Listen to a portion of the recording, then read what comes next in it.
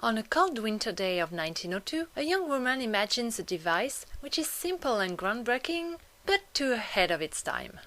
Born in 1866 in Greene County, Alabama, Mary Anderson is a businesswoman who developed several professional skills during her life. She grows up in the country, and at the age of 23, she moves to Birmingham, Alabama, with her mother and her sister. Mary gets involved in the building of the Fairmont Apartments and starts a career in real estate. In 1893, Mary moves again, this time in Fresno, and runs a cattle breeding and a vineyard. Back in Birmingham some years later, Anderson works again in real estate. In 1900, after she inherited from an old aunt the proof that this kind of story can really happen, Mary uses the money to travel to New York. So we are back in 1902 on a cold winter day, and Anderson is visiting the city in a warm streetcar. Well, when I say warm, because of the sleet, the tram driver has to open the windows situated next to the windshield from time to time to remove the ice and the snow and to see where it's going. It's not really efficient, and a very cold air gets inside the car. Mary thinks that she could create a device which could improve the comfort and safety of the driver and the passengers. She starts to draw a diagram which shows a thin rubber band that could scrape the surface of the windshield to remove the water, the snow, or any kind of crump. Mary Anderson is the inventor of the wiper. Back home, and after several trials, she has a prototype made and she gets a patent in 1903.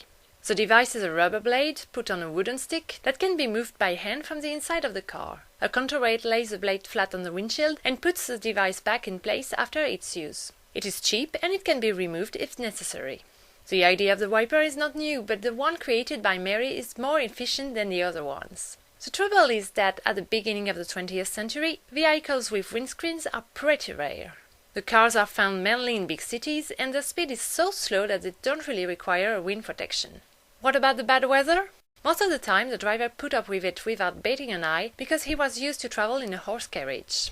And when the car has a windshield, it seems totally normal to stop the vehicle or to bend on one side to see the road in case of bad weather.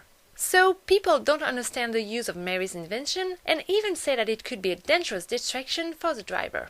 So Anderson fails in sending her wipers to a Canadian firm and abandons the idea of selling her invention in 1920, even if the wipers were automated in 1917 by another female inventor, Charlotte Bridgewood. But the wipers become a standard equipment on Cadillac cars in 1922. The car industry grows bigger and bigger, but Mary and Charlotte never made any money with their inventions.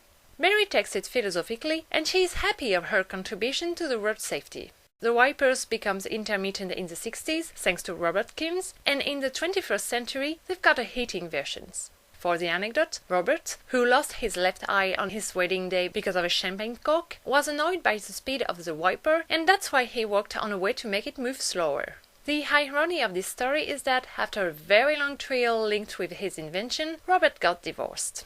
In one of the Simpsons episodes, as they speak about sex equality, Marge says to Homer that a woman invented the wiper. And Homer answers that a man invented the car. So this year I'm gonna talk about women who created inventions that change our lives. Because of parity, but also to show that genius has no gender.